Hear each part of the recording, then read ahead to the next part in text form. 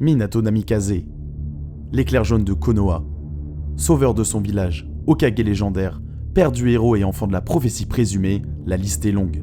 Avec un CV comme celui-là, on aurait tendance à croire que c'est le genre de personnage à avoir mis tout le monde d'accord. Mais étonnamment, c'est pas si simple. Souvent adoré mais parfois détesté, laissez-moi vous présenter le 4e Hokage.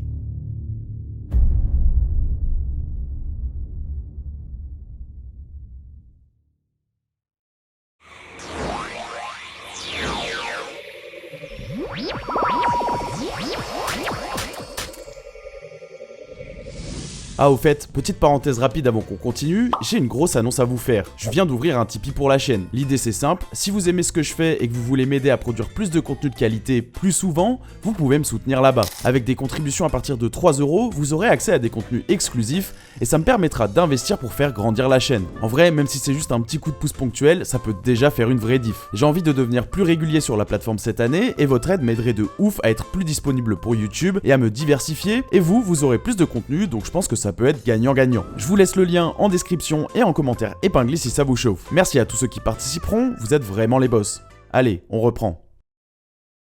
Yo les zinzins, aujourd'hui 4ème vidéo de la série sur les Hokage et on s'attaque à un gros morceau. Minato c'est clairement un des personnages les plus populaires de la franchise Naruto, y a qu'à voir comment il a dominé le dernier sondage de popularité, ce qui lui a valu le premier one-shot spin-off dont on espère une longue série. Pourtant, au fil des années, Minato a su se consolider une solide base de haters, ce qui fait que, malgré une bonne réputation dans la communauté au global, le perso divise pas mal dans les cercles les plus niches. Dans cette vidéo, on va essayer d'aborder la plupart des sujets de Discord sur le perso, histoire de vous proposer l'analyse la plus exhaustive possible. Comme ça, j'aurai une vidéo référence sur Minato, à laquelle je pourrai vous renvoyer à l'avenir. Bien sûr, je vais pas pouvoir aborder tous les micro-points litigieux, sinon la vidéo va durer 5 heures, et je l'ai pas encore montée, mais je sens qu'elle va déjà être super longue, l'idée étant quand même de rester le plus digeste possible.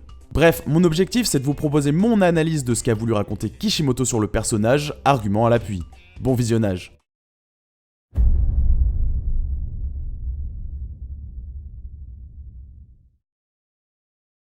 Bon, comme d'hab, j'avais envie de commencer l'analyse avec la représentation de Minato dans le manga, sa place dans le lore et sa réputation auprès des autres personnages. Dès le chapitre 1, dès la première page du manga même, Minato est décrit par le narrateur comme le héros ayant réussi à sceller le démon renard. Pas besoin d'expliquer en quoi faire le choix narratif d'ouvrir son manga là-dessus démontre l'importance qu'aura Minato dans le récit. À peine plus loin dans le premier chapitre, Naruto explique que Minato était non seulement le héros du village, mais aussi qu'il était reconnu comme le plus grand des Hokage pour cette raison. Il en profite d'ailleurs pour établir que le Hokage n'est pas seulement le dirigeant du village, mais aussi le ninja le plus fort de celui-ci. On va revenir sur toutes ces informations, paniquez pas, mais ce qu'il faut retenir là, c'est que Minato c'est quelqu'un et ça l'a toujours été. Cette aura légendaire, Minato la gardera pendant la grosse majorité du manga, malgré le fait que le personnage apparaisse relativement tôt on-panel et que beaucoup des mystères qui l'entouraient à l'époque ont été levés depuis. C'est surtout dans la première partie et pendant une bonne moitié de Shippuden que cette aura sera la plus impactante, avec plein de déclarations plaçant Minato tout en haut de l'échelle de puissance de l'œuvre. Par exemple, pendant l'arc de l'examen Chunin, Konoha est sous la menace d'Orochimaru, un des membres du trio légendaire, décrit par Hiruzen comme capable de prendre un pays entier à lui seul, et par le premier fanbook comme le plus puissant des ennemis de Konoha, à l'époque bien sûr, je le précise. Bref, à ce stade, Orochimaru c'est une putain de menace, et même Hiruzen, le Hokage et donc ninja le plus puissant de Konoha à ce moment, au moins sur le papier, pense que personne sera capable de l'arrêter. Pourtant, Anko, qui vient d'affronter Orochimaru et de se faire humilier, elle est convaincue que Minato aurait pu lui faire sa fête et Hiruzen est d'accord. Bon, ce qui est chelou, c'est que juste après ça dans le même chapitre, Iruka décrit Hiruzen comme le plus puissant des Hokage de l'histoire, ce qu'Hiruzen confirme en toute humilité. Ça rentre en contradiction avec ce qui est dit littéralement 5 pages avant dans le chapitre 1, mais bon, en vrai c'est pas si chelou si on se penche un peu sur la question, comme je l'ai fait dans ma vidéo sur Hiruzen si ça vous intéresse, le lien est en fiche et en description. Mais pour la faire court, Hiruzen et Minato se partagent le statut de plus grand des Hokage en raison de leur réputation auprès des villageois contemporains à eux, le premier étant le dirigeant au règne le plus long avec la plus longue période de paix à son actif, et le second étant le sauveur du village qui s'est sacrifié pour sceller le démon renard. Donc en termes de réputation et d'influence sur la culture à Konoha, les deux se valent, mais malgré ça et malgré le fait que Kishimoto Sensei ait eu du mal à trancher entre les deux dans son interview de 2008 juste avant l'arc Pain, on remarque qu'en fait le manga tranche à sa place. On parlait de la déclaration d'Anko au chapitre 94, mais on en a aussi plein d'autres qui viennent viennent corroborer l'idée d'un Minato supérieur à Hiruzen en termes de puissance globale. Déjà en termes de talent, on a plein d'éléments qui placent Minato comme un phénomène quasi voire totalement inégalé dans le domaine. Je pense par exemple à la déclaration de Jiraiya qui dit au chapitre 367 que Minato était un talent générationnel, malgré le fait qu'il ait été entraîné par Hiruzen avec Orochimaru, qu'il ait entraîné Nagato, côtoyé Kakashi, bref parmi les plus talentueux du verse. Dans les romans Itachi Shinden, on apprend que Minato a obtenu la meilleure note de l'histoire de l'épreuve écrite de l'examen Chunin, et dans son one-shot, Kishimoto Sensei nous révèle que Minato a mis au point le Rasengan en un seul jour après avoir observé de près les bombes bijoux de Haneroshi. Bon, dans l'œuvre originale, Jiraiya dit qu'il a mis 3 ans à mettre au point cette technique, mais en soi, entre le moment où il s'est spécialisé au combat contre les Jinchuriki et le moment où il a complètement finalisé la technique, il a bien pu se passer 3 ans sans que ça contredise vraiment le one-shot. On voit d'ailleurs dans ce dernier que le Rasengan paraît bien moins stable que lorsque Minato l'utilise plus tard. Tout ça pour dire, Minato c'est un vrai génie intellectuel et du ninjutsu, et le fait qu'il ait une double implantation capillaire en serait d'ailleurs une preuve d'après Jiraiya. Le 3e databook décrit lui aussi son talent comme rarissime. Bref, de ce point de vue-là, Minato c'est au-dessus d'Hiruzen et a priori de la grosse majorité des personnages aussi qualifiés de génie dans le manga. Mais bon, comme je l'ai fait dans ma vidéo sur le vieux Sarutobi, j'insiste sur le fait que le talent ne fait pas le shinobi. C'est d'ailleurs un des enjeux du récit. Cela dit, c'est forcément un indicateur, et c'est pas comme si on n'avait pas d'autres éléments pour attester de la puissance de Minato et sa supposée supériorité sur Hiruzen. Au chapitre 158, Tsunade dit de Minato qu'il était le shinobi aux plus grandes capacités de l'histoire. Je précise qu'elle parle bien de capacité en VO parce que les trades varient pas mal, mais le terme exact et le plus fidèle ici c'est bien capacité. En tout cas cette déclaration elle vient quand même de l'élève d'Hiruzen, qui est bien placé pour connaître le niveau de son sensei, donc ça en dit long. Aussi, Kakashi et le 4ème Raikage le considèrent comme un surpassé, sachant qu'ils ont tous les deux eu l'occasion de le voir en action de très près, notamment pendant la 3ème Grande Guerre Ninja. Pendant cette guerre, Minato était d'ailleurs craint de tous, et ses exploits lui vaudront d'abord le titre d'éclair jaune de Konoha pour sa vitesse exceptionnelle, puis ensuite d'être préféré à Orochimaru pour le poste de 4ème Hokage. Et évidemment, on rappelle que le Hokage est le shinobi le plus puissant du village, ce qui devrait suffire à le placer au-dessus de certains personnages comme les Sannin ou Fugaku. J'en profite pour rappeler que le premier fanbook insiste plusieurs fois sur le fait que le Hokage se tient au sommet des shinobi de Konoha, mais aussi du monde ninja tout entier. Difficile de prendre ce type de déclaration comme une généralité, mais comme elle s'applique à Hiruzen et que Minato est à minima au-dessus de ce dernier à son prime, on y reviendra plus tard pour les sceptiques, bah elle s'applique aussi à Minato en principe. Sinon, dans les sources officielles annexes comme les databooks ou les fanbooks justement, on n'a pas trop d'éléments comparatifs permettant de placer Minato au-dessus de tel ou tel personnage, on a juste des infos sur ses jutsu, son talent comme je le disais pour le 3ème databook, mais aussi dans le 4ème, qui précise d'ailleurs qu'il était le ninja le plus rapide de tous les temps, on va y revenir. En dehors de ça, rien de très croustillant, ça répète juste beaucoup qu'il était super rapide, super talentueux, bref, rien qu'on sache pas déjà. Ah si, on apprend quand même qu'il a été promu Genin à 10 ans et que l'âge auquel il est devenu Chunin est inconnu, et aussi qu'il a complété 39 missions de rang S avant sa mort prématurée à 24 ans, faisant de lui le 5ème shinobi dont on connaît les stats de mission avec le plus de missions de rang S complétées, ce qui est quand même une assez bonne stat. Pour comparaison, Kakashi a environ 30 ans, c'est 42 missions de rang S, soit seulement 3 de plus en étant 6 ans plus âgé. Un autre truc important à évoquer quant à la représentation de Minato, c'est bien sûr son statut vis-à-vis de Naruto, le protagoniste. Parce qu'en plus d'être son père, Minato fait aussi office d'objectif pour le héros, comme l'indiquent les nombreuses comparaisons de Jiraiya et Kakashi les concernant. Ça peut paraître anecdotique, mais ça va en réalité nous aider plus tard à le situer sur l'échelle de puissance de l'œuvre. Aussi, on peut préciser que le 2ème fanbook lui consacre un paragraphe dans la rubrique des héros de guerre, aux côtés de personnages comme Sakumo et Hanzo de la Salamandre, deux shinobi décrits à plusieurs reprises comme supérieurs aux Sannin, ce qui consolide l'idée que Minato c'est vraiment un tueur de Sannin, donc c'est intéressant à noter, et ça corrobore tout ce qu'on a dit plus tôt. Bref, pour l'instant, juste avec des éléments narratifs, on a pu déterminer que Minato était un shinobi très puissant, plus que n'importe qui dans l'ère moderne, et surtout très talentueux. En fait, quand on s'attarde sur sa représentation, c'est vraiment cette notion-là de talent qui revient le plus, et c'est assez pertinent en vue du parallèle narratif avec son fils Naruto. Bah oui, l'objectif de Naruto pendant la majorité du manga, c'est d'égaler puis surpasser son père, malgré le fait qu'il est bien moins talentueux sur le papier. C'est ce que je disais plus tôt, le talent fait pas tout, c'est un des enjeux narratifs de l'œuvre, et le parallèle Naruto-Minato l'illustre très bien, au même titre que le parallèle Naruto-Sasuke en vrai. Bon, pour ce qui est de son statut de personnage le plus puissant que les déclarations de Tsunade, du 4ème Raikage et de Kakashi lui accordent, je sais que ça fait débat. Déjà parce que ça impliquerait qu'il est plus fort qu'un Hashirama ou un Madara si on prenait texto ses déclarations, mais j'ai déjà expliqué en détail pourquoi il fallait pas raisonner comme ça quand on parle des mastodontes de l'ère Sengoku. Regardez ma vidéo sur Hashirama si ça vous intéresse. Mais encore une fois, pour être exhaustif et la faire courte, faut comprendre qu'Hashirama était considéré comme un mythe par l'écrasante majorité des personnages de l'ère moderne, et même si Tsunade était sa petite fille, bah rien n'indique qu'elle avait une connaissance approfondie dit du niveau stratosphérique de son papy. Sa déclaration concernant Minato suggère même le contraire. Seuls les personnages avec les plus grandes connaissances du lore, comme Kabuto, Orochimaru, Obito ou Zetsu, ont conscience du niveau qu'avaient réellement les pères fondateurs, et ça, Kishimoto Sensei le justifie très bien à leur réintroduction pendant la 4ème Grande Guerre Ninja, pour soft retcon certains éléments passés sous silence les concernant. Le chapitre 641 où Madara et Hashirama s'affrontent devant l'Alliance Shinobi confirme d'ailleurs cette idée, les ninjas présents arrivent juste pas à croire le niveau stratosphérique du combat auquel ils assistent, et on parle de Madara et Hashirama réincarnés. Bref, de toute façon, Tsunade était super jeune quand son papy est mort, ce qui peut sembler facile comme justification, et ça l'est probablement. Je sais que beaucoup reprochent à certains personnages d'avoir atteint le statut de mythe beaucoup trop rapidement, ici en seulement 2 générations, mais malheureusement les gars, ça relève d'un argument d'incrédulité. C'est pas parce que vous arrivez pas à y croire que ça peut pas être le cas. Je vous rappelle qu'on est dans un univers fictif ici. On en sait assez peu sur comment le savoir et les informations sont transmises de génération en génération dans le monde shinobi, donc vous avez beau trouver ça bizarre, ça brise pas forcément la logique diégétique de l'œuvre. Cela dit, je peux comprendre que ça impacte négativement votre expérience de lecture, mais moi je suis pas là pour défendre ce choix narratif, je fais avec ce qui m'est donné. Et effectivement, même si ça peut paraître un peu facile comme justification, ça constitue pas une incohérence à proprement parler, et ça permet aussi de justifier pourquoi les déclarations de Tsunade, du Raikage ou encore de Kakashi ne tiennent pas compte des colosses de l'ère Sengoku, donc c'est bien pratique. Ensuite, autre raison qui fait que ces déclarations sont souvent remises en question, c'est bien sûr que les personnages qui mettent Minato top 1 ne peuvent pas connaître tous les autres personnages du verse contemporains à eux, et du coup encore moins toute l'étendue de leur pouvoir potentiel. Et ça, ok, je suis prêt à l'entendre, par exemple un Itachi très peu savent qu'il a un Susanoo suréquipé, personne ne connaît l'étendue des pouvoirs de l'homme masqué à ce stade, etc. Mais ça reste des déclarations tout à fait recevables quand on traite de certains personnages, faut juste faire du cas par cas et étayer avec d'autres éléments, ce qu'on va faire plus tard, vous inquiétez pas.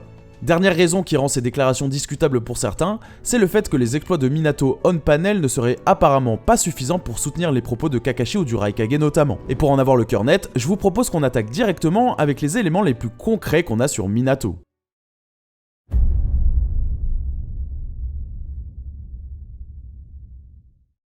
La première fois qu'on voit Minato en action dans le manga, c'est pendant l'arc Kakashi Gaiden entre la partie 1 et Shippuden. Dans ce mini-arc flashback, on a un petit aperçu de ce que Minato était capable de faire à environ 23 ans, et le premier truc intéressant à noter, c'est quand il sauve Kakashi de l'attaque du Shinobi Diwa, qui avait pourtant réussi à intercepter le Chidori incomplet d'un Kakashi pourtant déjà Jonin à l'époque. Après avoir évité le contre que Kakashi n'avait pas vu venir et l'avoir mis à l'abri, Minato prend totalement de vitesse le Jonin spécial Diwa avec son Hiraishin après l'avoir marqué lors de leur premier contact, et il le tue on-panel. Donc en plus de la vitesse de Minato qui est illustrée pour la première fois dans cette scène, on apprend aussi que les Shinobi Diwa avaient reçu l'ordre de fuir à vue s'ils croisaient le chemin de l'éclair jaune de Konoha. Kishimoto Sensei profite aussi de cette scène pour mettre en avant la pertinence et le battle IQ de Minato, qui décortique en un seul coup d'œil le Chidori de Kakashi et en soulignant sa faiblesse, une qualité qui reviendra par la suite et qui fait partie des gros atouts du personnage, en plus d'être tout à fait cohérente avec le talent en ninjutsu qu'on lui dépeint.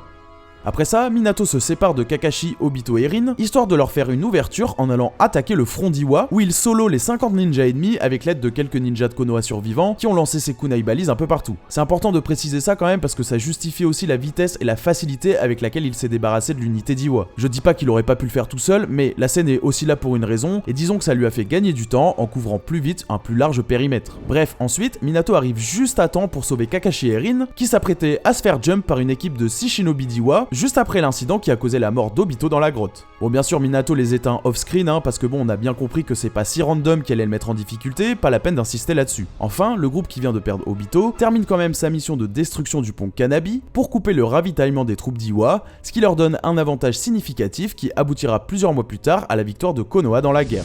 Du coup voilà, on peut dire que c'est une assez bonne entrée en matière, même si certains lui ont reproché de pas avoir été là pour sauver Obito. Sauf que de 1, fallait bien que cet incident arrive vu son importance dans le récit, et de 2, l'enjeu du mini-arc était clair. Kakashi vient de passer Jonin, et il doit donc mener Obito et Rin derrière les lignes ennemies pour s'occuper du pont. Sauf que pour qu'il se fasse pas griller, il fallait que quelqu'un fasse diversion en continuant le combat de front. Plusieurs fois, Minato insiste sur le fait que ses 3 élèves vont devoir travailler en équipe pour mener à bien la mission, en disant à Obito d'être plus tolérant avec Kakashi, après lui avoir raconté l'histoire sur son père Sakumo, et en faisant comprendre plusieurs fois à Kakashi qu'il devait arrêter de vouloir la jouer solo, chose qu'en fait ils ont pas réussi à faire, ou en tout cas bien trop tard. Et en vérité, si Minato n'avait pas clean up le front avancé beaucoup plus vite que prévu pour les rejoindre, ça aurait pu avoir des conséquences encore plus catastrophiques. Donc lui, il a clairement rempli sa mission, il en a même dépassé les attentes initiales en rejoignant l'unité Kakashi pour détruire le pont alors que c'était pas du tout le plan à la base.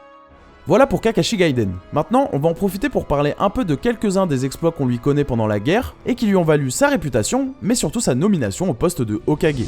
Déjà, petit rappel du contexte. On apprend au chapitre 289 que la troisième grande guerre ninja s'est déclenchée à cause d'escarmouches entre les différentes nations qui ont éclaté aux frontières et qui avaient viré au conflit généralisé. Le deuxième fanbook précise aussi que cette instabilité était due aux dégâts de la guerre précédente. Ce qu'on sait des parties prenantes du conflit, c'est que Konoha avait pour principal adversaire Iwa, qui tentait de gagner un accès stratégique au pays du feu en passant par le pays de l'herbe, et on sait aussi que Kumo était opposé à Konoha dans le conflit, puisqu'on a vu Minato affronter le futur 4ème Raikage et Killer Bee. Enfin, on sait que cette guerre a duré plusieurs années et qu'elle a été la plus meurtrière de toutes. La guerre a vraisemblablement commencé au moins 6 à 8 ans avant les événements de Kakashi Gaiden, vu que dans le one-shot sur Minato, le conflit a déjà éclaté. Et je dis ça parce qu'au vu de l'apparence et du design de Kakashi et Obito, qui ont 10 ans de moins que Minato on rappelle, et bah ils ont entre 6 et 8 ans, ce qui ferait que Minato a environ 17 ans dans celui-ci, peut-être un peu moins.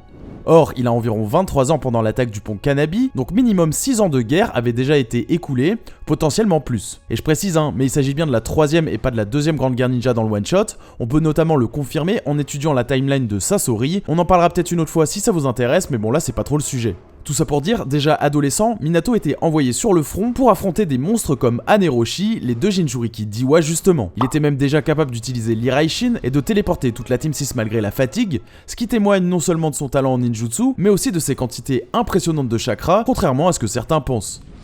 Parce que déjà qu'utiliser l'Iraishin est difficile même pour 3 ninjas confirmés en même temps, le faire seul et sur plusieurs personnes à la fois à genre 16 piges, c'est vraiment super impressionnant. Pareil à cette époque, Minato était déjà initié par Kushina au Fuinjutsu des Uzumaki, et en parallèle, il met au point le Rasengan pour contrer les Jinchuriki et aider Kushina si elle devait être envoyée au charbon contre ses homologues des autres grands villages. Bref, tout ça des années avant la fin de la guerre, donc on imagine facilement pourquoi il est ressorti comme le MVP de celle-ci. Dès qu'on a du contexte sur Minato pendant cette guerre, le mec nous cook un truc.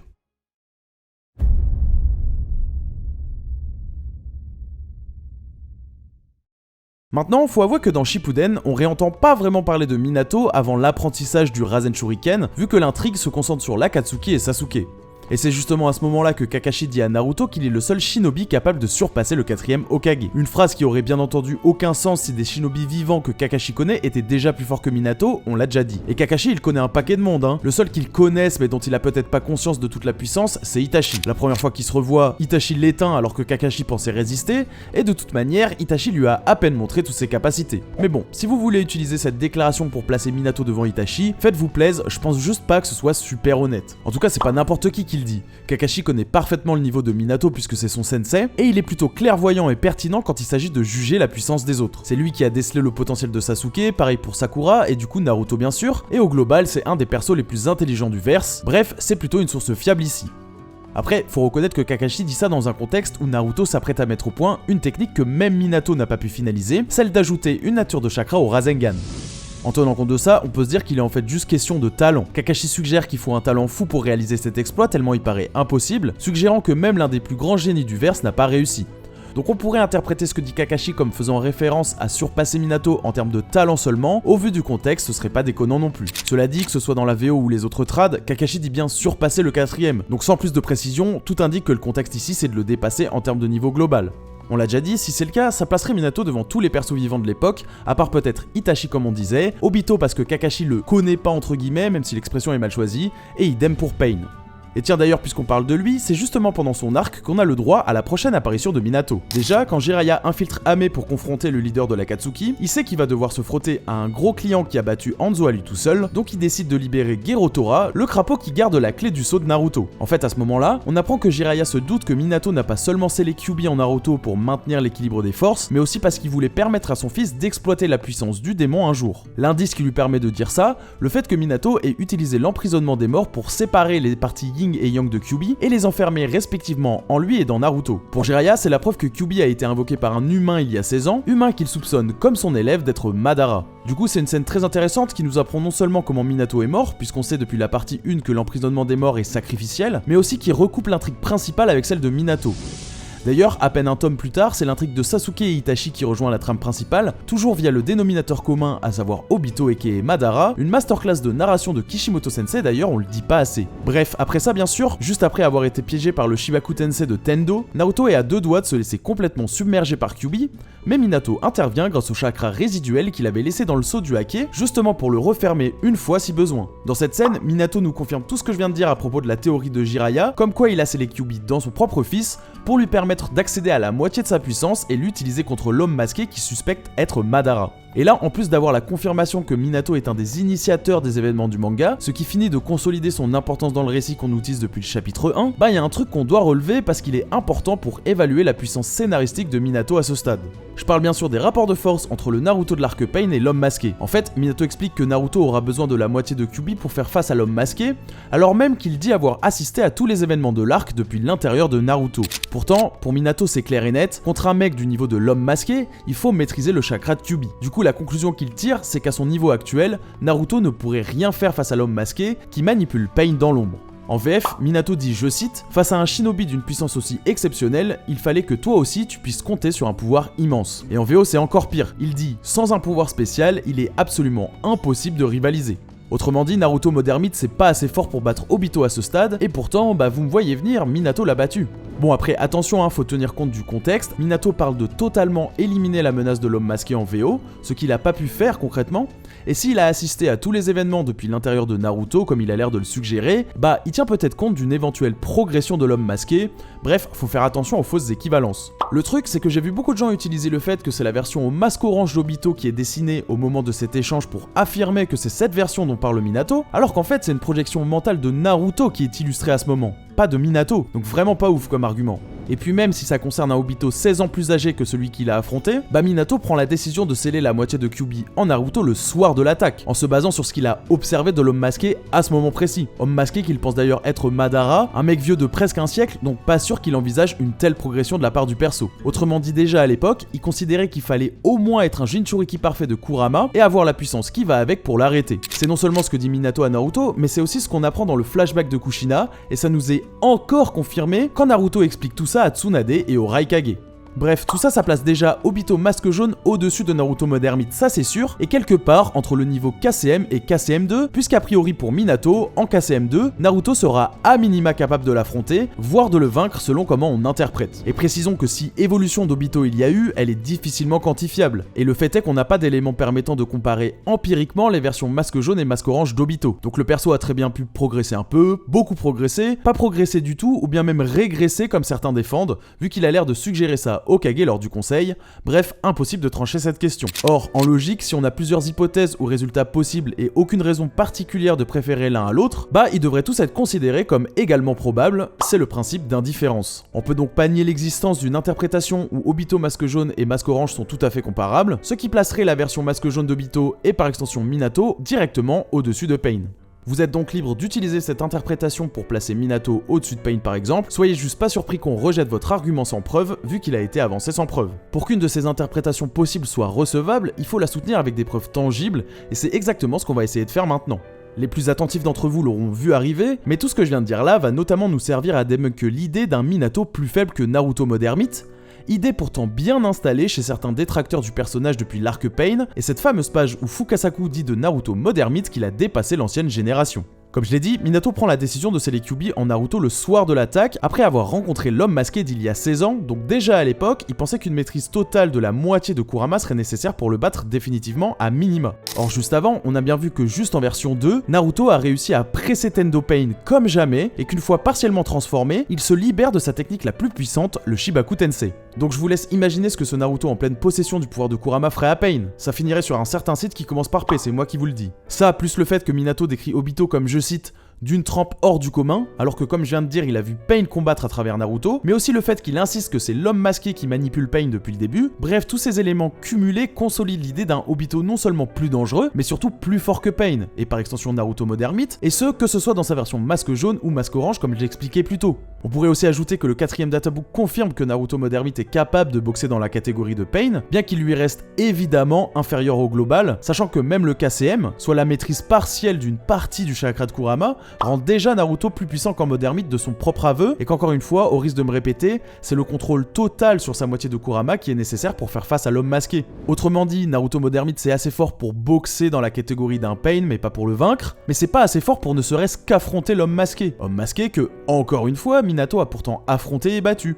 Voilà, je pense avoir été assez clair. Maintenant, c'est important de rappeler un peu où se situe justement Naruto mode ermite pour établir un palier. Ce Naruto là, c'est clairement un monstre. Il est comparé au Sasuke de la fin du Conseil des 5 Kage et son Mangekyo Sharingan. Les deux pensent mourir en s'affrontant avec leur niveau actuel, ce qui les pousse à aller obtenir un power-up pour prendre le dessus, respectivement le KCM et le Mangekyo Sharingan éternel. Ce Sasuke là, c'est pourtant le rival du 4ème Raikage sans Susanoo complet, et c'est le tueur de Danzo sans Kotoha Matsukami grâce à son Susanoo justement, ce qui le place tout en haut de l'échelle des personnages de niveau Kage de l'époque. Suigetsu suggère d'ailleurs que le Sasuke qui affronte le Raikage est déjà plus fort qu'Orochimaru, ce qui est cohérent avec ce qu'on nous dit de Naruto, puisque ce dernier est décrit par Pain et Tsunade comme supérieur à Jiraiya mode ermite, sachant que tous les Sannin se valent, ça c'est dit plusieurs fois dans le manga et les guides officiels. Je le disais, mais le 4ème databook décrit aussi Naruto mode ermite comme capable de boxer dans la catégorie de Pain, même s'il est bien sûr moins fort que lui au global, mais du coup c'est applicable à ce Sasuke également. En termes de stats physiques par exemple, on voit ce Naruto submerger les corps de Pain en taijutsu à chaque fois qu'il échange avec eux, y compris avec la vision partagée, ce que même Jiraiya mode ermite était incapable de faire. Pareil, ces techniques de Senjutsu sont plus rapides et dévastatrices que celles de Jiraiya, en témoigne comment il arrive à connecter son Rasen Shuriken sur les Pain, ce que même la technique la plus rapide de Jiraiya pouvait pas faire, à l'exception du champ de confrontation du crapaud, mais Osef puisque c'est une technique qu'il partage sur le papier. Bref, ces Naruto et Sasuke là sont plus forts que les Sannin, et probablement les plus forts ou tout en haut du tiers des top Kage selon comment on interprète chacun des match-ups. Minato de son vivant par contre, il est comparé plusieurs fois à Naruto mode chakra de Kyuubi en termes de vitesse par la suite, sachant que ce Naruto est plus fort et rapide qu'en mode ermite, comme il l'explique lui-même à Nagato au chapitre 549. Il arrive aussi à maîtriser le KCM instantanément, ce qui surprend Naruto et sa partie Yang de Kurama d'ailleurs, alors qu'un Naruto mode ermite sous stéroïdes a eu besoin de l'aide de Kushina et Killer Bee pour y parvenir, sachant qu'un Minato adolescent a des feats comparables à ceux de son fils, mais cette fois contre le Kyuubi à 100% dans l'espace spirituel d'une Kushina d'environ 16 ans dans le one-shot. Lors de l'attaque sur Konoha, Minato fait là encore une bonne prestation contre le Kyuubi, on va y revenir dans un instant. D'ailleurs, le fait que le 4ème Raikage se reconnaisse encore comme inférieur à Minato, même 20 ans après leur dernière confrontation, va aussi dans le sens d'un Minato au-dessus des top tiers de l'arc du Conseil des 5 Kage. Les gens aiment bien rappeler que le databook dit de la vitesse du Raikage qu'elle est pas inférieure à celle de Minato, mais à partir du moment où ce même Raikage se reconnaît inférieur à lui, en admettant qu'aucun shinobi à sa connaissance ne l'a jamais surpassé, donc lui inclus, et que ce même databook décrit la vitesse de Minato comme inégalée, faut vraiment lâcher ça les mecs. Et je précise mais c'est bien ce que dit le Raikage en VO, y a pas d'erreur de trad ou quoi que ce soit. C'est d'ailleurs intéressant de noter qu'il existe une interprétation selon laquelle le Minato qui affronte le 4ème Raikage pendant la 3ème Grande Guerre Ninja est bien moins fort que celui qui affronte Obito en tant que Hokage, notamment parce qu'environ 5 ans se sont écoulés et qu'on sait grâce au 2ème databook que Minato continue à progresser et à se développer même après être devenu Hokage. Certains avancent même que le surnom l'éclair jaune de Konoha désigne en fait Minato dans sa période Jonin, là où on l'appellera plutôt le 4ème ou Yondaime pour le désigner dans sa version Hokage. Cette idée sert à justifier les comparaisons du Raikage ou de Naruto KCM à l'éclair jaune, soit un Minato a priori moins fort que dans sa version Hokage. Après perso, je suis pas forcément fan de l'idée selon laquelle sa version Hokage met une tempête à sa version Jonin, notamment parce que même si progression il y a eu, elle est inquantifiable, rappelez-vous du principe d'indifférence. Mais bon, ça reste intéressant à noter et je comprendrais que vous adhériez à cette interprétation, je trouve juste qu'elle repose sur beaucoup de conjectures. En tout cas, si on tient compte de tous les éléments que j'ai évoqués avant ça, en plus de ceux dont je parlais concernant les rapports de force entre Pain et l'homme masqué, ça contredit juste directement l'idée d'un Minato moins fort que Naruto mode ermite en fait. Pourtant, entre le moment où c'est suggéré via Tsunade et Fukasaku et le moment où Minato intervient pour parler de l'homme masqué, on a à peine 10 chapitres d'écart. Ce qui fait qu'ici, on se retrouve avec 3 options. Soit Kishimoto a changé d'avis en à peine 10 semaines sur les rapports de force entre Naruto et Minato, soit au moment où Minato raconte l'histoire de l'homme masqué à Naruto, Kishimoto avait pas prévu que Minato l'ait affronté et battu en 1 contre 1, soit en fait, les gens ont légèrement surinterprété ce qu'a voulu dire Fukasaku. Et en réalité, peu importe l'option que vous choisissez, puisqu'au final, le fait est que l'interprétation du Naruto mode ermite plus fort que Minato est aujourd'hui caduque, et je viens de le démontrer preuve à l'appui. Et croyez-moi, j'ai pas d'agenda personnel en disant ça, c'est juste logique au regard de tous les éléments que j'ai cités plus tôt et qui vont dans le sens d'un Minato plus fort que Naruto mode ermite. Maintenant, si vous voulez penser que Naruto mode ermite est plus fort que Minato en raison de la seule déclaration de Fukasaku, honnêtement, faites-vous plaisir. D'un point de vue purement logique, ça peut s'entendre, mais donc ça implique de pas mal bouleverser les rapports de force plus globaux pour justifier que Minato est moins fort que Naruto mode ermite, alors que ce dernier ne passe pas Pain, Sasuke Mangekyo Sharingan de la fin du conseil, etc. Et je suis vraiment pas fan de ça parce que ça demande une gymnastique mentale de malade qui passe sous silence des éléments explicatifs apportés plus tard, et ça c'est totalement fallacieux, on appelle ça du cherry picking.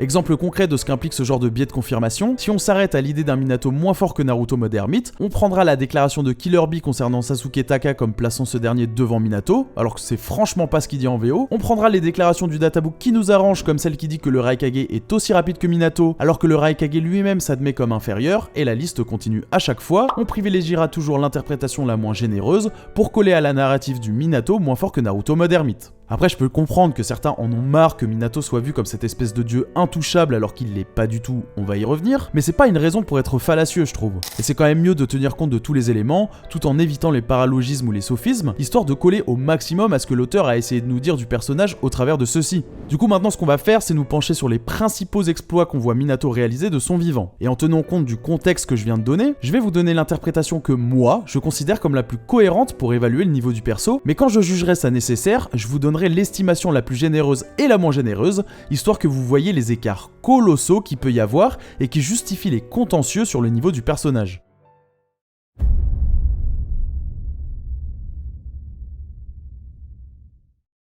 Du coup là, on va commencer dans l'ordre chronologique. On va pas s'attarder sur le fait qu'il est solo 3 ninjas de Kumo chargés de capturer Kushina avant d'avoir 10 ans, alors qu'il était encore Genin, vu que quel que soit le niveau d'interprétation, au mieux ça fait que Minato Genin tabasse 3 Jonin de Kumo random, ce qui est impressionnant et le placerait au-dessus des persos du casting principal au même âge, mais rien de transcendant non plus, et au pire ça nous apprend juste rien. On passe donc directement aux événements du one-shot qu'on évoquait au début. Dans celui-ci, on apprend que Minato faisait partie de la team 6 sous la tutelle de Jiraiya, dont on savait depuis longtemps qu'il était le sensei de Minato, mais là, on a enfin un vrai contexte. Je parlais plutôt du Rasengan, mais on y apprend aussi que Minato s'est pas contenté d'hériter des Fuinjutsu Uzumaki, comme le disait le Raikage au chapitre 544. On voit dans le one-shot qu'il s'y entraînait quasi quotidiennement avec Kushina, ce qui explique qu'il soit top tier dans le domaine, y compris quand il s'agit de Fuinjutsu applicables en combat, le plus puissant de son arsenal étant bien sûr celui du dieu de la mort. On a aussi déjà parlé de l'Iraishin, donc passons direct aux autres feats dont il fait preuve dans ce one-shot. Après avoir passé une journée entière à essayer de mettre au point le Rasengan et à le stabiliser, Minato est fatigué, on le voit tout éraflé et respirer fort, deux éléments graphiques systématiquement utilisés pour montrer qu'un personnage est épuisé ou à bout de force dans un manga. Malgré ça, il encaisse une attaque surprise de Kushina version 1, qui le projette quand même sur plusieurs mètres, mais il arrive à réduire la distance qui les sépare assez vite pour empêcher Kyuubi de s'en prendre à Kushina à l'intérieur de son espace spirituel. Kyuubi s'apprêtait à lui donner un coup de queue, sans mauvais jeu de mots, je vous vois bande d'esprits malades. Et on sait que c'est une attaque signature des bijoux. Alors bien sûr, on n'a aucun moyen de savoir si Kurama était à fond, mais on n'a aucune raison de penser le contraire, donc ça reste un très bon feat de vitesse. Bon, après ça, Minato se fait complètement submerger et empaler par Kushina version 2 avec cette queue, soit une transformation encore plus puissante que celle utilisée par Naruto pour malmener Tendo Pain, surtout que pour rappel, Kushina abrite 100% de Kyuubi, pas seulement la moitié.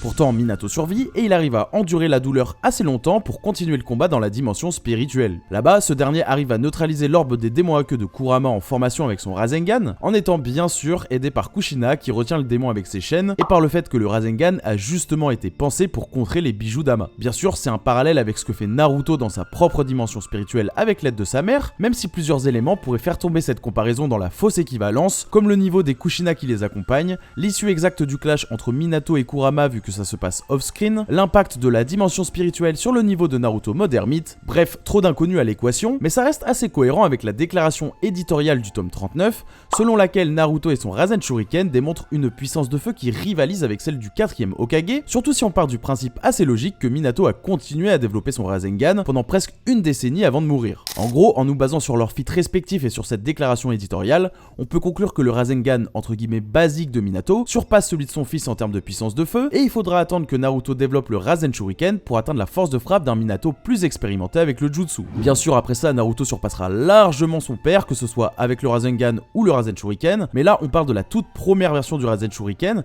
qui déjà à l'époque était considérée par Tsunade comme la technique la plus létale qu'elle ait jamais vue.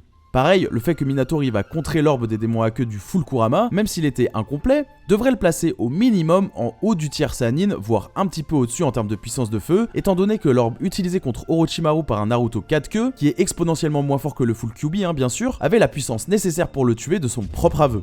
Plus globalement, sa prestation contre Kushina version 2 et Kyuubi devrait le placer à minima dans la partie supérieure du tiers Sannin, voire plutôt au-dessus, ce qui renforce les comparaisons avec le Naruto qui s'entraîne au contrôle de Kyuubi sur l'île de la Tortue dont je parlais avant. En tout cas voilà, le fait qu'un Minato encore adolescent puisse avoir une prestation pas trop dégueu contre le plus puissant des bijoux et son Jinchuriki, ça consolide le statut qu'il obtiendra plus tard et dont on a déjà assez longuement parlé.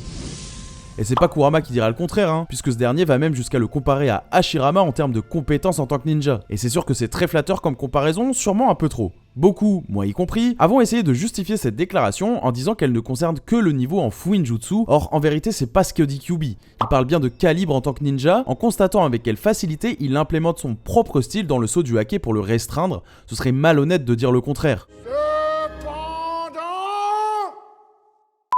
C'est pas parce que Kurama compare leur niveau en tant que ninja en se basant sur leur capacité à le restreindre qu'ils sont comparables, surtout quand on parle de niveau en combat. Je m'explique. Quand on compare ce qui est réellement comparable empiriquement entre Minato et Hashirama, on se rend compte que la comparaison a effectivement le mérite d'exister, mais qu'il y a des niveaux dans ce game. On va pas y passer une heure, mais l'exemple le plus parlant et le plus logique, c'est bien sûr la façon qu'ils ont chacun de maîtriser Kyuubi. Hashirama arrive à l'endormir après lui avoir arraché le Susanoo parfait qu'il protégeait, le tout en gérant Madara fucking Uchiwa en même temps, pendant que le Minato du one-shot, il arrive tout juste à repousser un seul de ses orbes, et ça avec l'aide de Kushina dans sa dimension spirituelle. Et avant ça, il se fait complètement submerger par Kushina version 2 en dehors. Et on rappelle que les orbes de Kurama pour Hashirama, c'est vraiment pas un danger. Minato Hokage s'en sort déjà beaucoup mieux, mais toujours rien de comparable avec Hashirama, on aura l'occasion d'en reparler dans un instant. Bref, tout ça pour dire, la déclaration de Kurama révèle certes la volonté de Kishimoto de consolider Minato comme un des tout meilleurs ninjas de l'histoire en termes de compétences et de talent, mais elle n'a aucune prééminence sur les éléments empiriques qu'on vient d'évoquer dans un débat Minato contre Hashirama par exemple. De toute façon, sans l'aide de Tsunade pour le soigner de sa blessure, il n'y aurait juste pas eu de Naruto, donc bon, on est bien loin de ce qu'un Hashirama a démontré pouvoir faire dans des situations comparables. On l'a dit, comparer ce Minato à un Naruto post-Arc Pain et pré-Grande Guerre serait déjà plus cohérent. En plus, ils ont environ le même âge à ce moment, bref, la comparaison me plaît donc elle est vraie. Et vous voyez, c'est de ça dont je vous parlais quand je vous disais que selon le prisme à travers lequel on choisit d'étudier le cas Minato, on peut arriver à des conclusions juste à des années-lumière les unes des autres. Typiquement là, je vous ai donné l'interprétation qui me paraît la plus cohérente au regard du contexte, mais certains pousseront l'interprétation où Minato est du niveau de Hashirama et qu'il sous-performe face à Kyuubi en comparaison car il est fatigué et blessé, là où d'autres diront juste qu'il passe pas Roshi la victime de Kisame. Enfin bref, voilà pour le one-shot. On a déjà parlé de Kakashi Gaiden, donc les exploits suivants sont ceux qu'on découvre dans le flashback de Kushina à partir du chapitre 500. Dans ce flashback, on retrouve Minato en train de maintenir le saut du hake de Kushina pendant son accouchement puisque ça le fragilise. On voit bien que Minato est obligé de se la donner pour le faire, vu qu'il dit que Kyuubi essaie de s'échapper, mais Minato arrive à l'en empêcher pendant presque toute la nuit, une perf dont on parle pas assez je trouve. Bref, une fois que Naruto est né, Minato est déjà épuisé, et c'est là qu'Obito spawn de nulle part pour le voler à Biwako. Et après ça, il tente de planter Naruto à bout portant avec un kunai. Et d'ailleurs, mais qui fait ça? Le type est complètement fou. Mais bref, Minato arrive à l'intercepter à temps avec sa vitesse physique. On sait qu'il utilise le Shunshin à ce moment vu qu'il n'utilise pas de kunai balise, et vu l'effet visuel présent sur la case, que Kishimoto utilise souvent pour illustrer le Shunshin justement. Donc avec sa vitesse physique, Minato arrive à couvrir la distance qui les sépare, attraper Naruto et se réceptionner sur le mur derrière, avant qu'Obito ait pu terminer le mouvement de son bras initié avant que Minato ait pu bouger de sa position de départ. Pareil, il arrive à retirer la couverture pleine de parchemin explosif de Naruto et à se téléporter loin d'Obito avant qu'ils explosent. Bref, de très bons feats de vitesse, surtout qu'en face, c'est pas n'importe qui. Bon, dans l'explosion, Minato se prend un petit bout de bois dans la cheville. Et ça fait souvent rire des gens en mode le mec nous a fait une Cédric Doumbé, mais bon, faut doser avec ça. C'est pas comme si ça l'avait handicapé pour la suite du combat et on a déjà établi que Minato n'a pas une résistance surhumaine, mais qu'il est surtout très résilient. On l'a vu dans le one-shot et ça se confirmera quand le mec scellera la moitié de Kyuubi alors que son thorax est complètement arraché et qu'il vient de sceller l'autre moitié en lui-même. Vraiment, en termes d'endurance et de résilience, Minato est pas mal sous-coté. Pareil, en termes de réserve de chakra, le mec enchaîne une nuit entière à maintenir le saut du hake, utilise l'Iraishin des dizaines de fois, affronte l'homme masqué, invoque Gamabunta, scelle Kyuubi dans la même soirée. Bref, en termes de réserve de chakra, Minato est top tier, je sais pas pourquoi il a la réputation inverse. D'ailleurs, le fait qu'il ait été initié au mode ermite confirme cette idée, vu que, comme explique Fukasaku, il faut une grosse réserve de chakra de base pour maîtriser l'énergie naturelle, sinon on se laisse trop vite submerger par celle-ci et on peut se transformer en grenouille de pierre.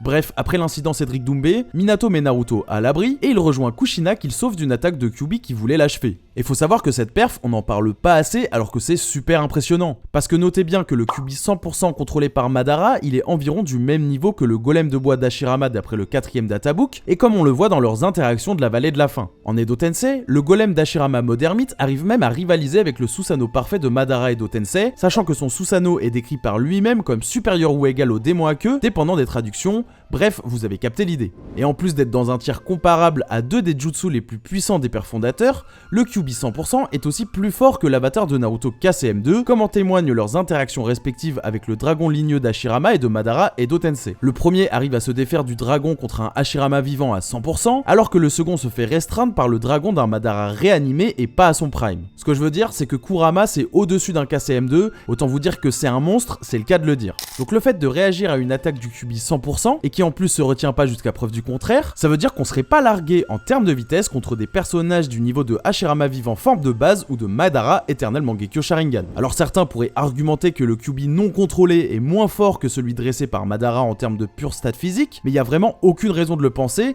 et de toute façon si vous voulez défendre cette idée, la charge de preuve vous revient.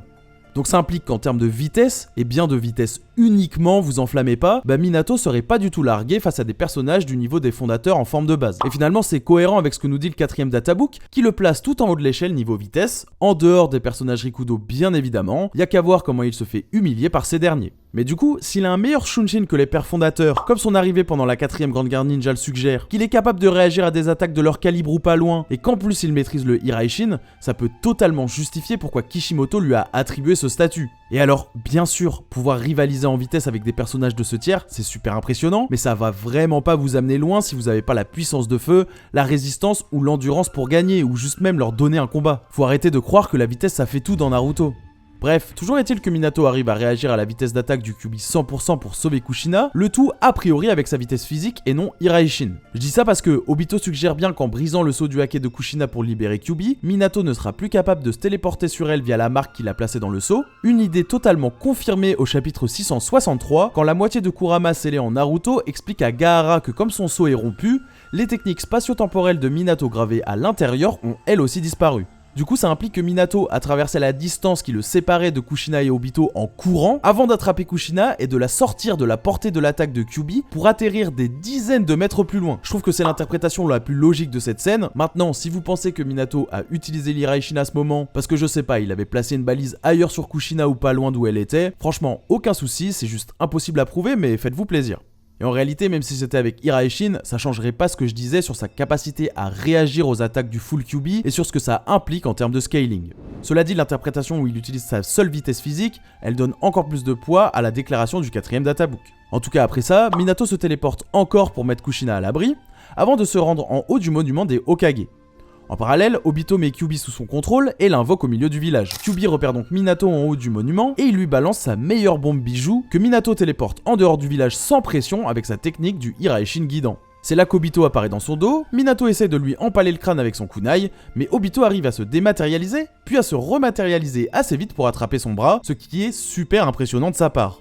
Obito tente de l'aspirer dans la dimension Kamui, mais Minato arrive à s'échapper avec Hiraishin, une performance qui ne sera jamais reproduite dans le manga. Après ça, les deux engagent un combat et démontrent un certain niveau de relativité. Les deux se foncent dessus à une vitesse tout à fait comparable, réagissent mutuellement aux assauts de l'autre, etc. C'est d'ailleurs ce que dit Minato. Ça va se jouer à une fraction de seconde et le premier qui touche l'autre a gagné. Parce que comme le dit Obito, s'il avait pas traîné à l'absorber au premier contact, Minato n'aurait pas pu s'échapper avec Hiraishin et ce dernier en a bien conscience. Ensuite, on a la fameuse scène où les deux se foncent dessus, Obito a quelques millimètres d'avance et pense avoir gagné, mais il se fait surprendre par le Hiraishin version 2 de Minato et se mange un gros Rasengan plus marque Hiraishin dans le dos. A partir de là, c'est terminé. Minato se retéléporte sur la marque qu'il a posée sur Obito pour l'empaler, rompre le contrôle de ce dernier sur Kyuubi avec son Fuinjutsu, ce qui le force à se replier. Et on va bien sûr s'arrêter un peu sur tout ça, parce qu'il y a pas mal de trucs à dire. Déjà, faut bien comprendre que même si Minato bat rapidement Obito, ça veut pas dire qu'il est beaucoup plus fort que lui. Minato le dit lui-même, ça va se jouer à rien, et c'est la surprise de son combo Hiraishin plus Rasengan sur un kunai en mouvement, soit ce qu'on appelle le Hiraishin version 2, qui lui ont permis de toucher Obito alors qu'il était matérialisé, en pensant avoir gagné l'échange. En vrai, c'est plus un feat de battle IQ que de vitesse. On l'a dit, les deux personnages réagissent mutuellement à leurs attaques, reconnaissant chacun la vitesse et la dangerosité de l'autre. Bref, ce qui permet à Minato de prendre le meilleur, c'est bien sa stratégie et le fait qu'il ait réussi à décortiquer le fonctionnement de Kamui en quelques échanges. Et encore une fois, c'est un des points forts du personnage, donc pas étonnant qu'il remporte ce combat comme ça, plutôt que via un énorme avantage de stats, vu qu'on l'a dit, il y en a pas spécialement. Ensuite, je sais que beaucoup pensent que cet Obito est nerf en raison de son contrôle sur Kyuubi en parallèle du combat. Et là-dessus, deux choses. Déjà, le fait qu'il contrôle Kyuubi et qu'il puisse pas maintenir longtemps son contrôle dessus n'implique pas que ça impacte son niveau en combat. Minato dit juste que comme Kyuubi peut échapper à son contrôle rapidement, Obito a tout intérêt à écourter leur affrontement. Interpréter ça comme voulant dire qu'Obito doit écourter le combat car le contrôle de Kyuubi le draine, alors que c'est pas du tout ce qui est dit, et ben ça relève d'un paralogisme, la confusion entre corrélation et causalité. Et puis bon, si contrôler Kyuubi était un debuff, quel intérêt pour Madara de l'amener contre Hashirama qui est déjà plus fort que lui à la base? Dans ce cas, faudrait pouvoir prouver que ce que perd Madara en termes de stats physiques à cause du contrôle est compensé par ce que lui apporte Kurama, et là on part complètement dans les conjectures. Et je préchote, mais utiliser le fait que Kakashi dise qu'avoir le contrôle parfait sur 6 bijoux doit demander une masse phénoménale de chakra pour justifier le nerf d'Obito masque jaune ne fonctionne pas non plus. Déjà parce qu'il parle de contrôler 6 bijoux avec le Rinnegan, soit une méthode différente, ce qui en fait une fausse équivalence, mais aussi parce qu'il dit juste que ça consomme beaucoup de chakra, ce qui va certes avoir un effet à moyen long terme, mais rien dans cette phrase n'indique que ça nerfe les stats physiques d'Obito tant qu'il lui reste suffisamment de chakra. Et de toute façon, on le sait, il n'existe pas de lien de causalité entre quantité de chakra et stats physiques ou ninjutsu. C'est la puissance du chakra et son contrôle / output qui a un vrai impact direct. Bref, en gros, Minato gagne ce combat à un poil de cul en étant juste plus malin que son adversaire dont il est très proche en termes de stats physiques, mais qui est bien plus dangereux que lui, de par un ninjutsu spatio-temporel plus puissant que le sien, et de par sa capacité à contrôler le plus puissant des démons à queue quand même. Pour toutes ces raisons, si vous voulez placer Obito masque jaune devant Minato au global, je vois aucun problème à ça, au contraire, ça se défend très bien comme je viens de le faire, mais ça change rien au fait qu'un Minato qui a déjà dépensé pas mal de chakra durant la soirée a réussi à le battre, et qu'ils sont donc au global tout à fait comparables sur bien des aspects. Enfin, dernier événement majeur de cette soirée, comme si on n'avait pas eu assez, Minato qui scelle Kyuubi. Bon déjà, après avoir forcé Obito à fuir, Minato se retrouve de nouveau sur le monument des Hokage comme ces deux cases le montrent, pendant que Kyuubi prépare une bombe bijou. 2 cases plus tard, Minato se retrouve à l'autre bout du village et utilise la destruction des échoppes avec Gamabunta pour écraser la grosse tête de Kyuubi et annuler son attaque. Encore une fois, rien dans cette scène ne suggère l'utilisation d'Iraishin, donc c'est pas du tout exclu que Minato a encore traversé le village en courant avec son Shunshin, pour ensuite invoquer Gamabunta dans les airs et écraser Kyuubi, le tout avant que ce dernier ait eu le temps de terminer la formation de son orbe des démons à queue. Et j'insiste sur ça, mais vraiment, rien n'indique qu'il a utilisé Iraishin ici. À moins que vous pensiez qu'il avait déjà une balise plantée dans la zone où Hiruzen et les autres affrontaient Kyuubi pour une raison ou une autre, et qu'il s'est miraculeusement retrouvé dans les airs au moment de s'y téléporter, chose qu'on l'a littéralement jamais vu faire dans le manga. Franchement les gars, moi je suis pas là pour pépon Minato gratuitement, Je vous donne juste du factuel et je vais pas commencer à inventer des scénarios pour justifier ses performances. Le mec a juste encore pris de vitesse Kyuubi depuis l'autre bout du village. Franchement, autant je comprends qu'on en ait marre de voir des Minato plus rapides que Kaguya et je ne sais quelle autre connerie, autant lui enlever que c'est la crème de la crème niveau vitesse physique, je trouve ça juste absurde vu toutes les preuves qu'on a dans le manga. Bref, Minato arrive donc à restreindre Kyuubi puis à le téléporter en dehors du village. Et c'est seulement après tout ça que Minato se dit presque à court de chakra, donc pitié, arrêtons définitivement la Zumba comme quoi Minato a pas des grosses réserves. Du coup, Kushina déploie ses chaînes pour retenir Kyuubi, elle dresse un champ de force pour empêcher Hiruzen et les autres d'intervenir, et le tout alors qu'elle est en train de crever. Un jour, on parlera aussi de son level de fou parce qu'elle est très sous-estimée. En tout cas, grâce à ça, Minato arrive à invoquer le Shinigami pour diviser en 2 parts égales le chakra de Kyuubi, scellant une partie en lui-même. Et là encore, bien sûr, on va s'arrêter 2 secondes, puisque j'en parlais plus tôt, mais cette décision de Minato, elle illustre toute la clairvoyance du personnage, qui choisit de faire de son fils l'hôte du plus dangereux des démons à queue pour lui donner la force de vaincre l'homme masqué, mais aussi pour permettre à l'équilibre des forces entre les grands villages d'être maintenu. Parce que s'il avait accepté que Kushina récupère Kyuubi et meurt avec lui, ce dernier aurait mis du temps avant de réapparaître et ça aurait foutu la merde. Lui encore, en décidant de ne sceller que la moitié de Kyuubi en Naruto, Minato optimise les chances de son fils d'un jour maîtriser cette masse colossale de chakra. Bref, j'en ai déjà parlé sur la chaîne plusieurs fois, mais c'était clairement très bien vu de sa part, et on sait aujourd'hui que ça a été un pari gagnant. Le pire, c'est que même complètement à court de chakra et à 2 doigts de mourir à cause de l'emprisonnement des morts exécuté sur lui-même, Minato arrive quand même à intercepter une dernière attaque de la moitié de Kurama encore libre, avant de le sceller définitivement dans Naruto avec le saut du hake, tout en y gravant ses techniques spatio-temporelles et en y transférant ses dernières gouttes de chakra, mais aussi celles de Kushina pour qu'il puisse interagir avec leur fils dans le futur. Et en fait les gars, je sais pas si vous réalisez ce que ça implique en termes de résilience et d'endurance de faire tout ça en étant à moitié mort et à court de chakra. Et en plus, cette prestation, elle démontre qu'en dehors des personnages Rikudo et potentiellement d'anciens Uzumaki comme Mito, personne s'assoit à sa table en termes de Fuinjutsu. Parce qu'avoir un Fuinjutsu capable de sceller le Kyuubi après l'avoir séparé en deux, c'est la preuve que ce que disaient Kushina et Kurama, à savoir que le savoir Uzumaki en la matière, dont seul Minato a hérité, est vraiment sans équivalent, bah ça suffit à placer Minato comme le shinobi le plus doué dans cette ère ninja, qui a malheureusement été beaucoup trop peu développé dans le manga. D'ailleurs, petit fun fact, mais dans Boruto, on voit ce dernier utiliser l'Iraishin pour voyager entre les dimensions, donc c'est pas exclu que Minato aurait pu se téléporter en dehors de la dimension Kamui, vu son talent avec la technique. Mais bon, le databook a l'air de dire que la dimension Kamui est scellée, et le manga suggère aussi que si on est aspiré dans celle-ci, c'est finito, à part si on s'appelle Kakashi Atake. Du coup voilà, je trouve qu'on n'en entend pas assez parler, mais la prestation de Minato le soir de l'attaque consolide vraiment son statut de top tier du manga. Il éclipse totalement un Hiruzen à son prime ou pas loin, pourtant considéré comme le plus puissant des Kage de l'époque, on rappelle, il bat un mec dont le niveau se situe quelque part entre le KCM1 et le KCM2, et a même une prestation honnête contre le Kyuubi à 100%, qui comme on l'a dit, boxe largement dans le tiers KCM2. Alors bien sûr, j'ai nuancé tout ça en vous donnant l'interprétation qui me paraît la plus cohérente. Certains se contenteront de vous dire que Minato est de niveau KCM2 voire plus car il affronte Kyuubi et bat Obito pour qui le KCM2 est justement requis, là où d'autres penseront que ce Obito 14 ans passe même pas Pain, et qu'en plus il est plus fort que Minato sans être nerf par le contrôle de Kyuubi, puisqu'après tout, on rappelle que Minato est moins fort que Naruto mode ermite bien sûr. Bref, en vrai libre à vous d'adhérer à un de ces deux extrêmes, je trouve juste qu'au vu du contexte que je vous ai donné depuis tout à l'heure, ce serait une sacrée preuve de mauvaise foi dans un cas comme dans l'autre.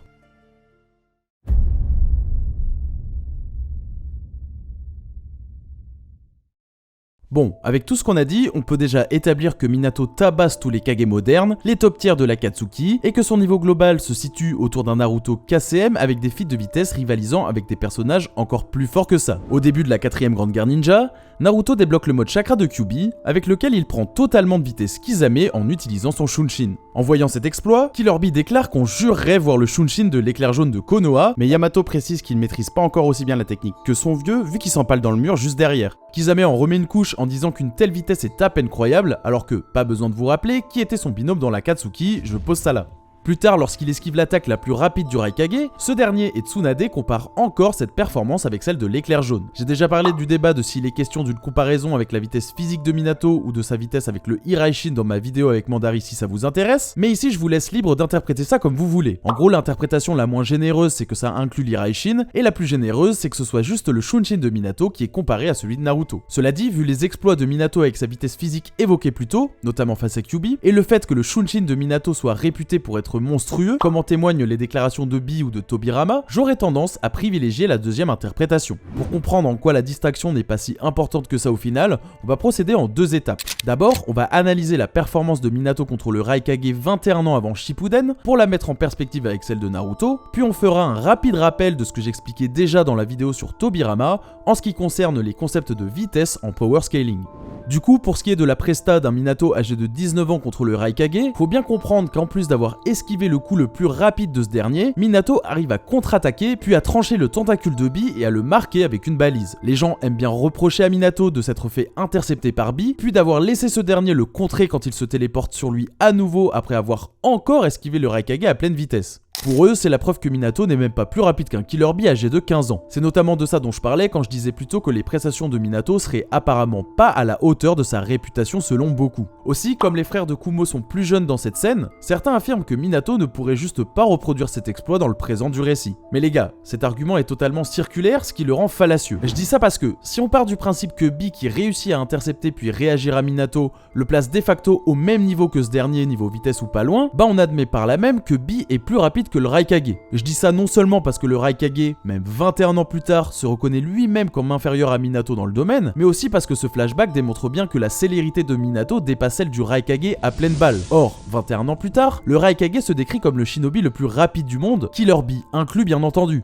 Donc à moins d'argumenter qu'il y a 21 ans, Killer Bee était plus rapide que le Raikage et que ce dernier ne l'a dépassé que plus tard, bah ça marche pas votre truc. En plus ça c'est vraiment la définition d'un argument ad hoc, c'est-à-dire un raisonnement créé spécifiquement pour défendre une position ou une hypothèse sans preuve solide ni base empirique. Et puis bon, Minato aussi il était 5 ans plus jeune que sa version qui affronte Obito. Donc on fait comment? On tient compte de l'évolution des gars de Kumo mais pas de Minato? Encore un 2 poids 2 mesures, ça je reconnais. Bref, le raisonnement qui paraît le plus logique car justifiable empiriquement, c'est que Minato est bel et bien plus rapide que le Raikage et par extension Killer Bee, mais que ce dernier est capable de le combattre. Pour comprendre, je vais vous faire un petit rappel du concept de vitesse dans les débats de puissance. Et honnêtement, je l'expliquais déjà bien dans la vidéo sur Tobirama, donc je vais pas me faire chier, petit extrait. Pour rappel, le Shunshin c'est le jutsu qui permet de vitaliser son corps avec du chakra pour gagner en vitesse. L'écrasante majorité des shinobi maîtrise cette technique, mais le degré de maîtrise de celle-ci va déterminer la vitesse et la capacité d'un shinobi à l'utiliser dans une situation de combat. Typiquement, des persos comme les Raikage ou Shisui sont connus pour leur capacité à utiliser au mieux leur Shunshin, histoire de submerger leur adversaire en combat. C'est notamment utilisé pour couvrir rapidement une distance et engager l'adversaire au corps à corps, ou au contraire pour esquiver voire désengager. Et des exemples comme ça, on en a des très concrets, comme par exemple le combat de Sasuke contre Deidara et Tobi, ou encore quand Naruto débloque le mode chakra de Kyuubi et attaque Kisame, ou bien même quand Madara revient définitivement à la vie et dégage Naruto et Sai pour aller attraper Hashirama. Bref, concrètement, le Shunshin c'est une technique qui permet de booster sa vitesse de déplacement. Et comme on vient de le dire, c'est tout à fait applicable dans une situation de combat. Les déclarations de Tobi, Killer Bee, Madara ou bien même Tobirama lui-même le confirment. Cela dit, suffit pas d'avoir un bon Shunshin pour avoir une bonne vitesse en combat. Le temps de réaction, les réflexes ou encore la vitesse d'attaque, soit la vitesse à laquelle on porte un coup ou on déploie une technique, c'est l'équilibre entre tout ça qui compte vraiment dans un combat entre deux shinobi. Et pour simplifier, c'est ce qu'on appellera ici la célérité. Déjà, un shinobi peut compenser un désavantage en vitesse physique avec un meilleur temps de réaction. C'est notamment ce qui permet aux utilisateurs du Sharingan, aux utilisateurs du Senjutsu ou aux ninjas sensoriels de réagir à des adversaires entre guillemets plus rapides que sur le papier. Et même si bien sûr le temps de réaction et la perception du shinobi doivent être proportionnels à sa vitesse de déplacement, sans quoi il galérerait à bouger correctement à haute vitesse, comme on l'a vu notamment avec Kakashi et son Chidori avant qu'il obtienne le Sharingan, bah la réciproque est pas du tout vraie. Bien sûr, Lee explique que si on perçoit un adversaire plus rapide que soi, mais qu'on n'a pas les stats physiques pour réagir, bah ça sert à rien, mais ça veut pas du tout dire qu'on a besoin d'égaler la vitesse physique de son adversaire pour réagir à lui ou le combattre. Plus généralement, une bonne maîtrise sur son chakra, qui va bien au-delà de juste maîtriser le Shunshin, permet aussi de renforcer ses stats physiques, dont la vitesse pour augmenter sa célérité. Des shinobi comme Rock Lee ou Guy en sont la preuve vivante, puisque l'un ne peut tout simplement pas utiliser le Shunshin vu qu'il maîtrise pas le ninjutsu, et l'autre le fait que très rarement, car comme vous le savez, le ninjutsu c'est pas la spécialité de Guy. Aussi, la vitesse à laquelle on peut envoyer ou déployer ses jutsu permet là aussi de compenser un écart de vitesse physique. Sasuke et son Enton contre le Raikage pleine puissance en sont un assez bon exemple. Bref, comme j'ai dit, tout ça c'est une question d'équilibre entre les différentes composantes de la célérité. Voilà, donc si vous avez suivi, le fait que Minato 19 ans soit plus rapide que Killer Bee à 15 ans n'exclut pas du tout le fait que ce dernier puisse le combattre sans se faire totalement submerger en une ou deux interactions. Je l'ai déjà dit, mais faut arrêter de croire que la vitesse fait tout en combat. C'est une tendance que j'observe de plus en plus ces derniers temps. D'ailleurs, transition toute trouvée pour parler de l'arrivée de Minato en Edo Tensei sur le champ de bataille de la 4ème Grande Guerre Ninja.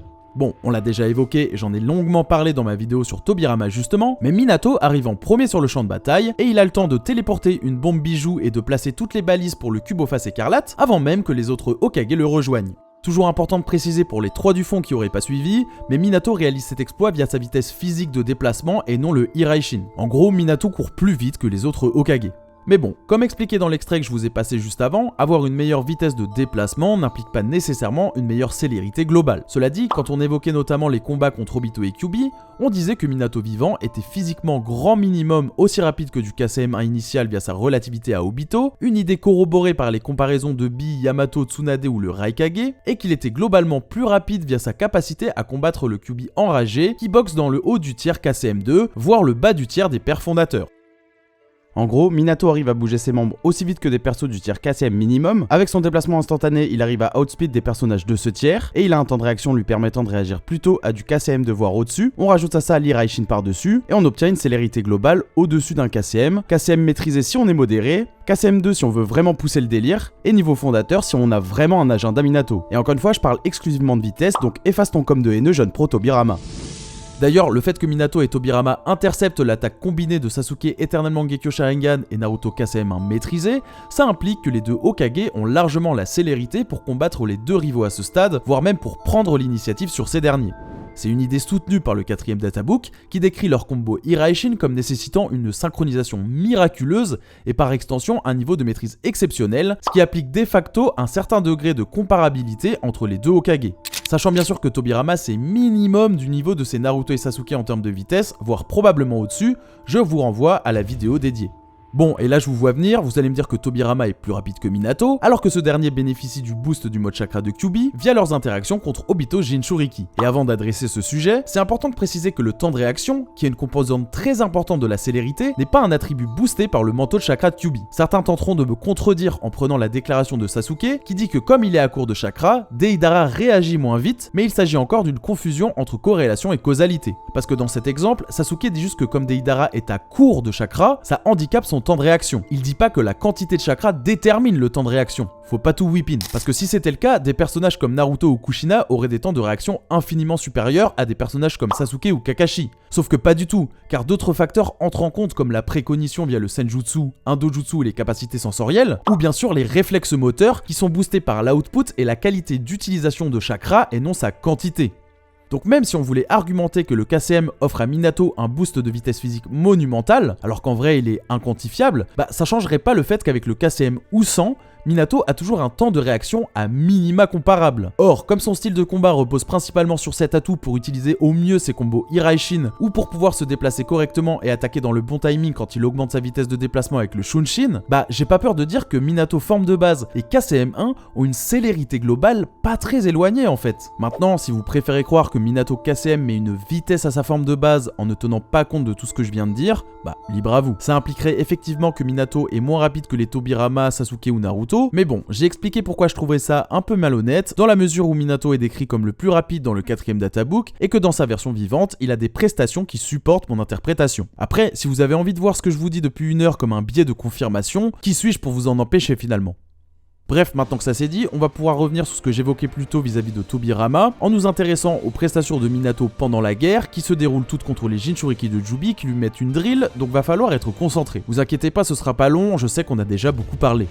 Bon, après avoir complètement pris de vitesse un Obito Rinnegan déjà mal en point grâce à la marque qu'il lui avait posée 16 ans plus tôt, Minato réalise que, depuis le début, l'homme masqué était en fait son ancien élève qui croyait mort. Et évidemment, ça lui fait un choc. À partir de ce moment-là, Minato est dans un état que le 4ème databook qualifie de stupeur, et il faudra attendre que Naruto prenne sa défense et que sa moitié de Kurama lui remonte le moral, pour que Minato se ressaisisse pleinement. Les gens aiment bien nier cette affirmation du databook, en défendant que Minato n'entre dans cet état de stupeur qu'au moment où Obito l'insulte devant tous ses potes, mais j'ai jamais trop compris d'où ça venait cet argument. Le databook explique clairement que c'est le fait de découvrir qui était vraiment sous le masque qui a perturbé Minato, et il précise que c'est son fils qui le sort de cet état, d'abord en le défendant auprès d'Obito, mais surtout après lui avoir dit qu'il avait rencontré Kushina et qu'il comprenait très bien les choix de son père. Donc le databook donne un contexte chronologique précis pour la fin de sa stupeur, mais pour le début de celle-ci, il suggère juste que c'est le fait de découvrir l'identité de l'homme masqué qui la provoque. Donc on a toutes les raisons de penser que cet état de stupeur commence à l'instant où il découvre l'identité de l'homme masqué. Interpréter cette déclaration du databook autrement, en plus d'être encore un argument ad hoc, demanderait beaucoup plus de conjectures, ce qui en logique est jamais une bonne nouvelle. Et encore une fois, vous avez tout à fait le droit d'interpréter autrement cette déclaration du databook. Je vous explique juste pourquoi moi j'interprète ça comme ça. Bref, cela étant dit, l'impact qu'a cette stupeur sur Minato est difficilement quantifiable, donc je vais peut-être vous étonner, mais je trouve ça même pas super important d'en tenir compte quand on analyse les performances de Minato pendant qu'il est dans cet état de stupeur justement. Parce que les performances en question, elles sont pas bien nombreuses, donc je peux les lister ici. D'abord, il tente d'attaquer Jubito instable avec son combo Iraishin et la danse des hurlements, technique qu'on a malheureusement jamais vue en panel d'ailleurs, c'est bien dommage. Mais bon, il se fait repousser sans difficulté parce que la partie inférieure du corps d'Obito l'attaque par derrière, pendant qu'il était concentré sur la partie supérieure qui attaquait Naruto et Sasuke. Donc vraiment rien de fou à tirer de ça. Ensuite, il se fait blitz par Jubito stable au corps à corps, mais encore une fois, rien de ouf parce qu'il faisait déjà ça en forme instable aux autres Hokage. Mais bon, ça reste intéressant puisque c'est à ce moment-là qu'Obito attache sa sphère de vérité à Minato et que le clone de Tobirama arrive de nulle part pour leur sauver les fesses. Et franchement les gars, loin de moi l'idée de minimiser cette perf de Tobirama, qui arrive a priori à attraper l'orbe depuis une relativement grande distance qu'il parcourt avec son Shunshin, vu l'effet visuel et vu qu'il n'a pas encore échangé sa marque Iraishin avec Minato. Je le disais dans sa vidéo, ça reste super impressionnant, vu qu'il fait ça encore plus vite que la vitesse de déploiement du Susanoo de Sasuke, elle-même supérieure à la vitesse physique de son utilisateur. Cela dit, le fait d'attraper l'orbe plus vite que Minato en arrivant de plus loin n'implique pas qu'il met un tiers de vitesse à Minato. Les gens kiffent trop tirer cette conclusion, alors que c'est malhonnête pour plusieurs raisons. Déjà, Tobirama utilise le Shunshin, qui est justement une technique qui permet de vitaliser tout son corps avec du chakra, alors que Minato, lui, il tend juste le bras. Et vous me direz que Tobirama a lui aussi dû tendre le bras pour l'attraper, mais comme j'ai dit, le Shunshin vitalise le corps tout entier. C'est pour ça que c'est une technique qui sert principalement à booster la vitesse de déplacement, mais qu'elle est aussi tout à fait applicable en combat. Des exemples de shinobi très comparables en célérité globale, mais qui arrivent à se prendre de vitesse grâce au Shunshin, on en a plusieurs. Et ça remet pas en question leur comparabilité à chaque fois. Typiquement, j'en parlais plus tôt, mais on sait que Minato et Obito sont très proches en termes de vitesse physique pure. Les deux se foncent dessus à la même vitesse, tendent le bras à la même vitesse, avec même un léger avantage pour Obito. C'est ce qui oblige Minato à faire une diversion avec un kunai pour le toucher en premier, une stratégie qu'on voit souvent utilisée en combat pour toucher un adversaire plus rapide ou aussi rapide que soi. Pourtant, quand Obito tente de planter Naruto bébé, Minato arrive à l'intercepter avec son Shunshin avant que le bras d'Obito n'ait terminé son mouvement. Pourtant, Minato aussi, il a bien dû tendre les bras pour attraper Naruto. Donc Minato a été plus rapide qu'Obito grâce à son Shunshin, mais on remet pas en cause leur comparabilité en termes de célérité pour autant. Et bah ici les mecs c'est pareil en fait. Donc le deux poids deux mesures à un moment donné c'est relou. En plus, en voyant cette prestation de Tobirama, Naruto lui dit qu'il imite son paternel, ce à quoi Tobirama répond que c'est le contraire. Pareil, les deux Hokage se complimentent sur leurs vitesses respectives, réalisent des attaques combinées ou un scaling de vitesse très comparable, notamment via Naruto et Sasuke, j'en parlais plus tôt. Donc franchement les gars, faudrait arrêter les fanfictions.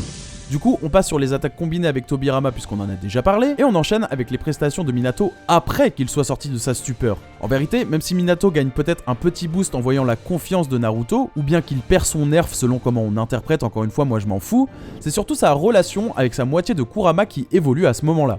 Son Kyuubi prend lui aussi conscience d'à quel point Naruto c'est un crack, et il comprend que Minato a donc fait le bon choix, et les deux se mettent donc à collaborer pour soutenir Naruto. Résultat, Minato débloque son propre KCM2, comme en témoignent ses pupilles et le fait qu'il ait accès au mode bijou. Dans cette forme, Naruto et lui combinent des gros jutsu, comme l'orbe des démons à queue ou le Rasengan géant, et ils arrivent même à bloquer une attaque de Jubito stable, ce qui est super impressionnant. Au global, Naruto KCM2 mode ermite reste supérieur à son paternel en KCM2, mais pendant un court instant, on a le droit à ce qu'un Minato Edo Tensei en plein contrôle de son Kyuubi est capable, et honnêtement, ça envoie du steak. Bon, ensuite il s'extrait sa moitié de Kyuubi pour la donner à Naruto, et il se fait humilier par Jubidara, rien de très surprenant. Je vais pas m'attarder sur le fait qu'il maîtrise le mode ermite parce que de 1, il dit lui-même ne pas être très doué avec, de 2, le mode ermite requiert de rester immobile pour accumuler de l'énergie naturelle, soit l'exact inverse du style de combat de Minato, et de 3, on sait pas du tout combien de temps il a mis pour entrer dans la forme, car il accumule l'énergie naturelle off-panel, et pourtant il maintient la transformation que 2 pages. Il avait tout le temps d'accumuler l'énergie naturelle pendant qu'Obito tenait la jambe à Madara, mais visiblement ça l'a pas aidé à tenir la transfo bien longtemps. Bref, libre à vous de dire que Minato mode ermite c'est un vrai truc, perso je pense que c'est un peu tiré par les cheveux et il l'avoue lui-même. Enfin, dernier truc qu'on peut noter, c'est quand Minato intercepte les sphères de vérité de Madara pour les téléporter, pendant que Guy attaque dans les airs. Et je sais que certains prennent ça pour un exploit exceptionnel, une preuve que Minato est top 1 du verse en vitesse, mais désolé de vous décevoir, c'est vraiment pas le cas. Je l'ai déjà expliqué plusieurs fois sur la chaîne, mais la vitesse des orbes de vérité est largement inférieure à celle de l'utilisateur. Sasuke, Hiruzen et même Rock Lee arrivent à y réagir, donc rien d'étonnant à ce que Minato le fasse aussi, c'est juste cohérent avec le niveau qu'on lui a attribué tout au long de la vidéo. Ah oui, je remarque que j'ai pas parlé de la scène où Kakashi voit Naruto en KCM2 et pense reconnaître Minato, vu qu'en vrai je trouvais pas ça super pertinent. Mais là au montage je me suis dit que j'aurais forcément des commentaires dessus, donc je vais vous expliquer pourquoi j'en ai pas parlé. En fait, c'est surtout une comparaison graphique et je suis pas fan de l'utiliser pour évaluer Minato autour d'un niveau KCM2, vu à quel point c'est sujet à interprétation. Au mieux, ça sert à illustrer que Naruto a égalé voire surpassé son paternel au global, et l'idée qu'il l'ait surpassé à ce moment-là peut être soutenue par la déclaration de Kurama plus tard, et au pire, c'est juste une comparaison visuelle de Naruto avec sa cape qui vient sauver Kakashi, ce qui fait rappeler son sensei à ce dernier. Autre interprétation possible, c'est la vitesse de Naruto KCM2 et le flash lumineux qu'il laisse derrière lui, qui rappelle l'éclair jaune de Konoha à Kakashi, soit encore une fois une comparaison visuelle qui pourrait supporter l'interprétation d'un Minato dans le tiers d'un KCM2 en vitesse et en vitesse uniquement. Dans tous les cas, je l'ai dit, c'est trop sujet à interprétation, c'est pour ça que je voulais pas m'attarder dessus. Et je pense de toute façon qu'on en a vraiment pas eu besoin vu tout ce qu'on a déjà dit. Du coup, Minato forme de base c'est facile niveau KCM, Minato KCM1 c'est facile niveau KCM1 maîtrisé voire KCM2, et Minato mode bijou c'est plus proche de KCM2 mode ermite, soit sans surprise le top tiers du manga, rien d'étonnant quand on connaît le lore du perso qu'on évoquait en début de vidéo et sa place dans l'esprit de Kishimoto Sensei. Un vrai monstre parmi les monstres, faut pas faire les aveugles, mais faut aussi arrêter de le prendre pour ce dieu intouchable alors que Hashirama forme de base suffirait pour lui enfoncer des gros troncs d'arbres dans le Bref les gens, je pense qu'on a quand même fait le tour de ce qu'il y avait à dire sur Minato, je vous ai épargné l'horrible listing de tous ses jutsu et compétences, je pense que vous les connaissez et j'en ai déjà évoqué la plupart par-ci par-là dans la vidéo, puis au pire, les potos du wiki fandom sont là pour ça. Le but c'était vraiment d'avoir une vue globale du niveau de puissance de Minato dans l'œuvre. Et oui, je sais que vous voulez que je réponde à la question, est-ce que Minato est plus fort que Tobirama ? Et je vais sûrement vous décevoir, mais pour moi c'est une question de match-up. J'ai passé plusieurs longues minutes à expliquer pourquoi les deux sont tout à fait comparables en termes de stats de mon point de vue, en tout cas pour ce qui est de leur version Edo Tensei, en dehors de Minato mode bijou qui serait trop dur à gérer pour Tobirama. Donc les fanfics où l'un met une tempête à l'autre, franchement faut lâcher ça les mecs.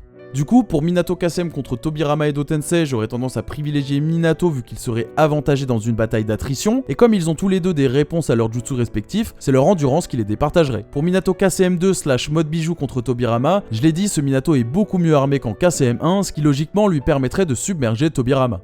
Pour leur version vivante en revanche, j'aurais dit que l'issue serait pas infiniment différente de leur version Edo Tensei, mais le truc c'est que d'après Madara, ce Tobirama réincarné n'a pas toute sa puissance passée, ce qui ferait plutôt pencher la balance en faveur de ce dernier. Donc allez, le point peut aller à Tobirama vivant, franchement ça me dérange pas du tout, le mec est tout aussi monstrueux. Honnêtement je trouve que toute proportion gardée, les deux sont vraiment très comparables, donc je vous propose un truc, arrêtons de les comparer et apprécions-les juste pour ceux qu'ils sont. Avec Kakashi, Minato et Tobirama c'est vraiment le tiers juste en dessous d'Hashirama, vraie incarnation de ce que doit être un Hokage, surpuissant et super intelligent. Voilà les potos, merci d'avoir suivi la vidéo jusqu'ici. Si vous êtes encore là, je pars du principe que vous l'avez kiffé un minimum, donc n'hésitez pas à me le faire savoir avec un petit like et un petit commentaire. Je le rappelle, mais la cagnotte Tipeee est ouverte, donc si vous voulez soutenir le projet de développement de la chaîne, c'est vraiment le meilleur moyen. Merci à tous ceux qui participeront, et merci à tous ceux qui l'ont déjà fait, Larsin, Benjamin, Borugot, Thibaut et Gomi. Sinon, la vidéo de Tsunade est déjà en préparation, et je vous cook un autre projet que je vous annoncerai bientôt, donc restez bien sur les appuis. Sur ce les potes, il me reste plus qu'à vous souhaiter une super journée ou soirée, et à vous dire à plus sur Contre-Culture. Peace.